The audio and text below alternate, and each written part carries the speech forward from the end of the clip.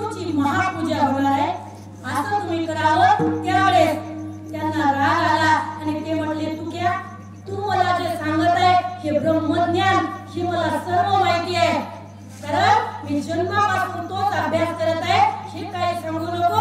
ऐकाजी तुम्ही एवढं तू आदरपूर्वक जे सांगत आहे तर काय ऐकायचं रे?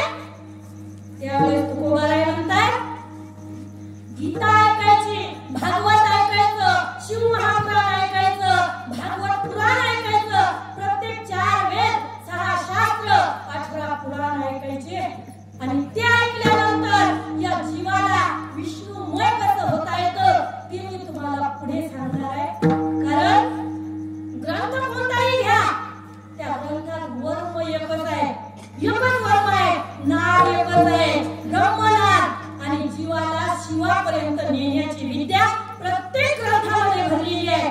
त्यापैकी एका कोणत्याही ग्रंथाचा अभ्यास जर